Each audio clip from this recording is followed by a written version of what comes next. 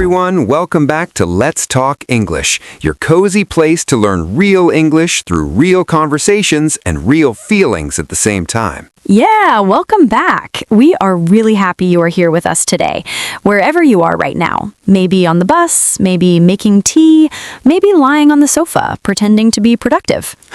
We see you. You are totally welcome here. Yes, no judgment. Sofa English is still English. I'm Mike. And I'm Sarah. And this is your English podcast for daily life conversations, honest stories, and big feelings. Big feelings, yes. Because today's topic, this one is personal for me. For me too, honestly. So we want to start with a simple question, and I want you, the listener, to think about this too.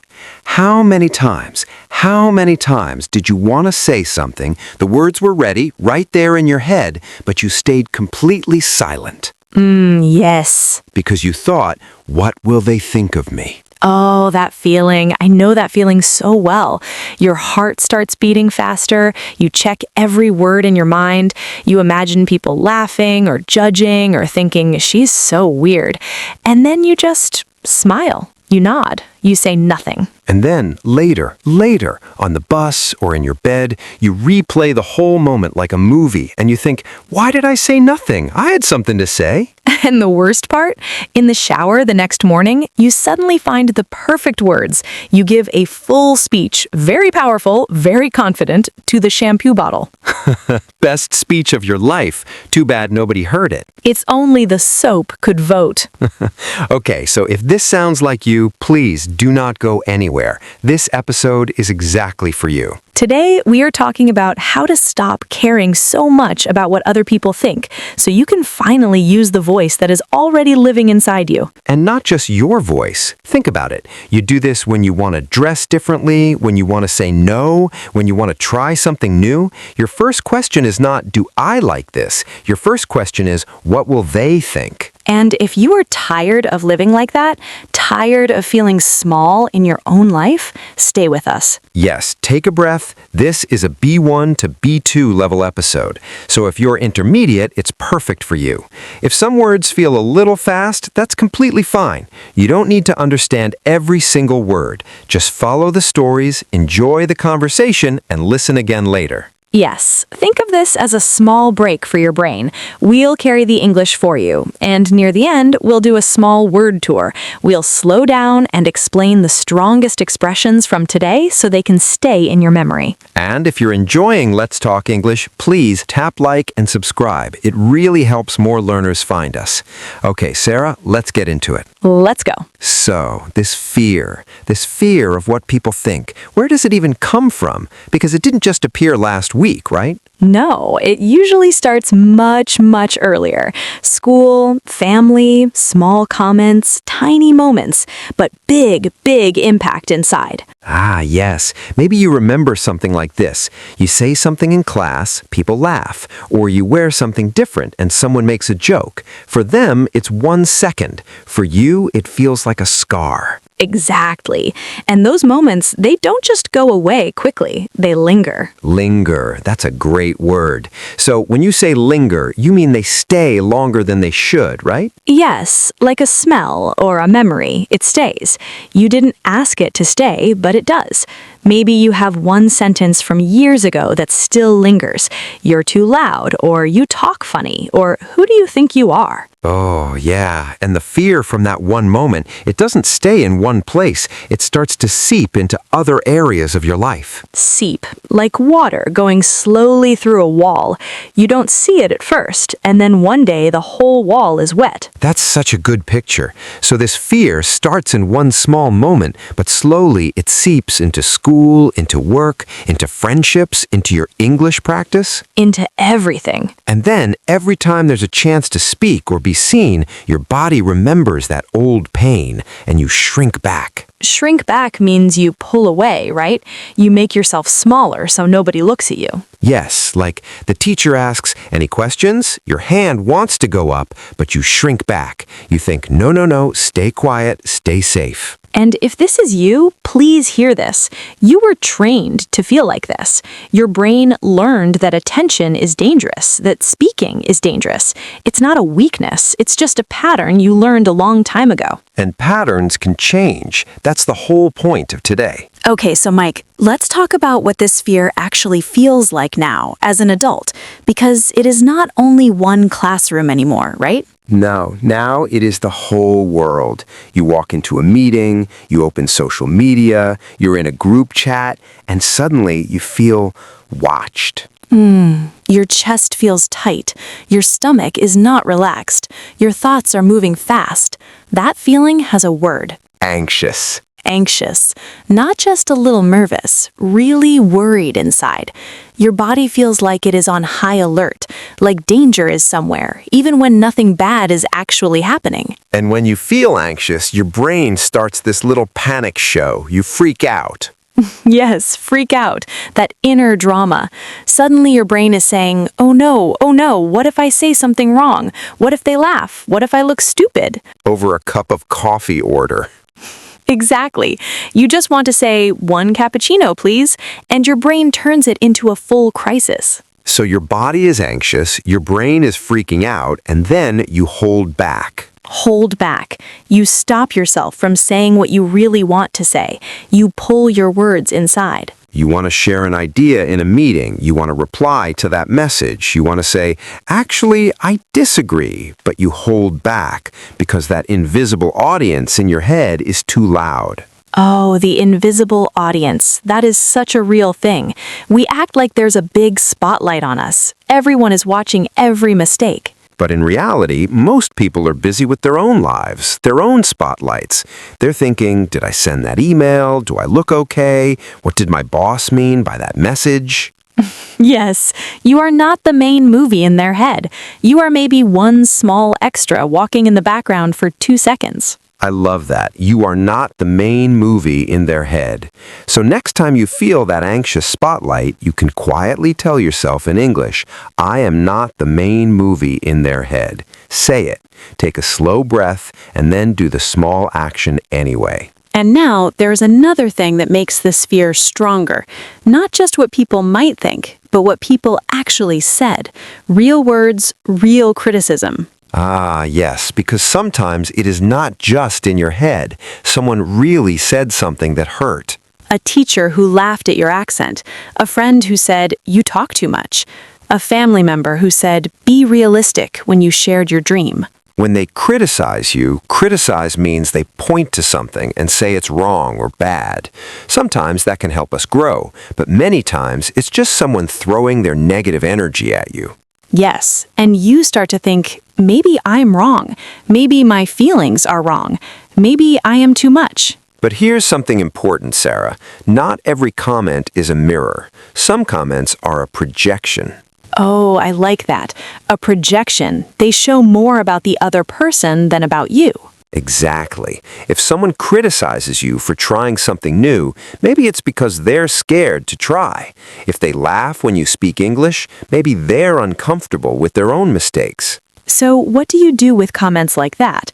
You cannot delete them from your memory, but you can decide what to do with them. Some you keep and learn from, some you brush off. Brush off like dust on your shoulder. You just use your hand and psh, it's gone. That is such a good habit.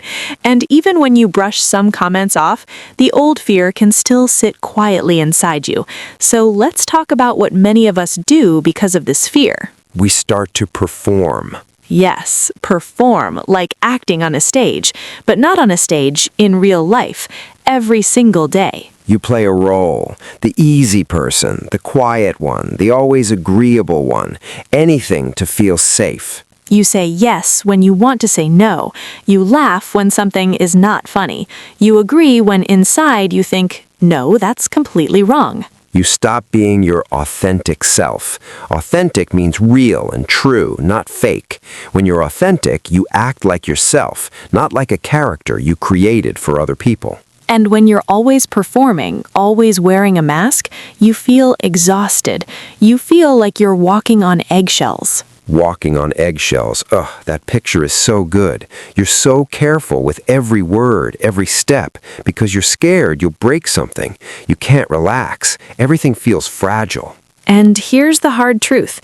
When you walk on eggshells for everyone else, you step on your own heart. Ah, that hits hard. It's real, though. When you're always protecting everyone else's feelings, you stop protecting your own. Okay, so Sarah, we talked about where this fear comes from. We talked about what it feels like. Now let us talk about what we actually do about it. Yes, because this episode is not just about understanding the problem. It is about taking one small step out of it. Right, and the first thing I want to say is perfection is a trap. Ah, yes, the big, beautiful trap. I will speak English when I am perfect. I will share my idea when I am more confident. I will try something new when I am ready. And that day never comes because you are waiting for a condition that does not exist. It's like saying I will learn to swim when I already know how to swim. Exactly. You do not learn in a book. You learn when you step into the water. You move your arms in a messy way. Maybe you swallow some water. You look a little silly. You look very silly, but you're learning. Progress only happens when you move, even imperfectly. I remember telling myself, I will speak in groups when I'm not scared anymore. But guess what? I stayed scared. The fear only started to shrink when I spoke while I was scared. So you did not wait to not be scared. You spoke scared. Exactly. So maybe you can borrow that idea. Pick one area where you're waiting to be perfect and tell yourself, I will not wait. I will start small today. And then do one tiny action, one sentence, one message, one try. And when you do that again and again, something starts to grow inside you. We call that confidence. Confidence. Many people think some people are just born confident, like they came out of the hospital with sunglasses and a microphone. Hello world, I'm the confident baby. But in real life, confidence is not magic. It's more like a muscle. If you want strong muscles, you don't think about the gym. You go to the gym. You repeat small movements many times. Same with confidence. It grows when you do small, brave things again and again. Every small, brave action is like a little weight you lift. Say hi to someone. Share one idea. Ask one question. That's one confidence rep. Repetition, one time you do the movement. You don't need to suddenly become a confident person. You just need to collect small reps. And those reps feel uncomfortable. They're outside your comfort zone, and that's completely normal. When you feel that discomfort, you do not have to run away. You can lean into it. Lean into it. You don't avoid it. You move a little closer with curiosity, not fear. I love this idea of curiosity because fear asks, what if I mess up? What if they laugh? But curiosity asks, what might I learn? What could happen if I try? When I was younger, before I spoke in a group, I would sit in my head and ask, what if I say something wrong? I felt completely frozen. And then I started to think of it like an experiment. I will try one sentence and see what happens. It became lighter, less heavy. an experiment. You're not expecting perfection, you're expecting information. Even if it goes strange, you get data, you learn something. Yes, you are like a scientist in your own life. And after conversations, you can ask yourself two simple questions in English. What surprised me? And what went well? Short answers. What surprised me? They were friendly. What went well? I didn't hold back my question. And slowly, your brain learns to look for growth, not just for mistakes. And you start to care more about your progress than about the invisible crowd. That's the real shift. From living for the invisible crowd to living for the real you. From walking on eggshells to walking on your own path. From shrinking back to slowly, gently showing up. And you're already doing it. Just by listening today, just by thinking about these ideas, that already counts. It really does. And before we say goodbye for today, let's slow down together. Yes, it's word tour time. Word tour. Okay, let's walk through the strongest words from today, nice and slow. You can repeat after us if you want. First word, linger. When something lingers, it stays longer than you expect. It doesn't leave quickly. It can be a memory, a feeling, an old comment. For example, that joke from school still lingers in my mind, or that song lingered in my head all day. You can repeat linger, linger. Take your time. Linger. Next word, seep. When something seeps, it moves slowly through small spaces. We use it for water and for feelings that slowly enter your life without you noticing. For example, old fear can seep into new situations, or water seeps through the wall when it rains. Seep. Seep. Slowly. Seep. Now a feeling word, anxious. When you feel anxious, you feel very worried inside. Your body is on high alert. Your mind is busy and not relaxed. For example, she felt anxious before speaking in front of the class, or I get anxious when everyone goes quiet and looks at me. Anxious. Anxious. One more time. Anxious. Next, freak out. To freak out means to suddenly feel very scared or very stressed. Your brain and body say this is too much. For example, I freak out when I have to speak and everyone is silent. Or he almost freaked out when he saw the exam paper. We use this in daily life a lot, even in a playful way. Freak out. Freak out. Say it with energy. Freak out. Now, hold back. To hold back means you stop yourself from doing or saying what you really want.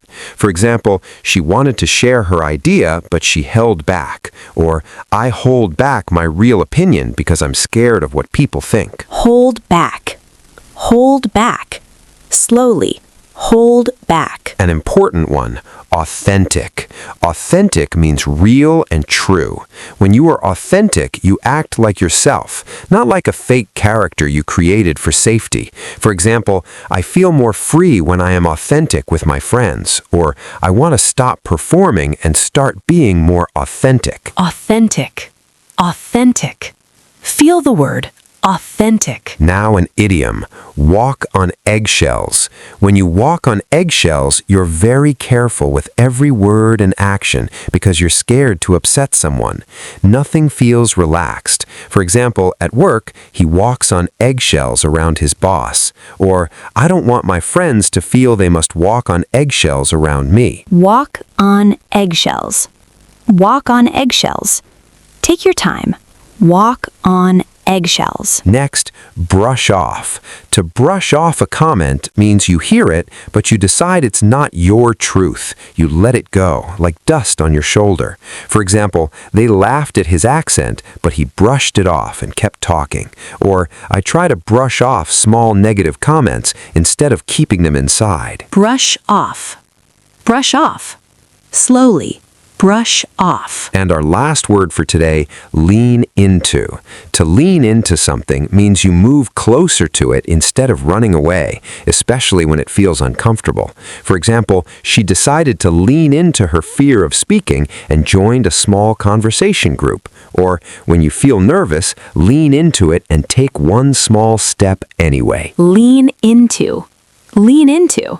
Last time, lean into. Beautiful. That was your word tour for today. You did so well. Even just listening to these words inside real stories, that's already real practice. Your brain is making connections right now, even if you don't realize it. And remember, you don't have to use all of these today. Maybe choose one or two that feel right for your life. Try them this week, even in your head, even in the shower. Yes, please use them in your shower speeches. And if you feel brave, come to the comments and write one simple sentence using a word from today. For example, I used to hold back in meetings, but today I tried to lean into the discomfort. Or an old comment still lingers, but I'm slowly learning to brush it off. Yes, we love reading your sentences. We really do. And other learners learn from your examples too. So please share. It helps you and it helps others. And if this episode felt like a warm conversation with friends, please tap like and subscribe to Let's Talk English. It really helps more learners find this cozy space. Yes, and tell us in the comments, in which situation do you care most about what people think? At work, with family, when speaking English with native speakers, online? Tell us. We want to know your story. And hey, before we go, just one last thing to carry with you today. Your feelings are real, but they don't have to be the boss. You can feel anxious and still speak. You can feel scared and still try. You can feel judged and still lean into it anyway. The invisible crowd is much smaller than your brain tells you, and your voice, your real voice, is worth hearing. This is Sarah. And this is Mike, and you've been listening to Let's Talk English. Take care of yourself. Keep going, and we'll see you in the next episode. Bye. Bye.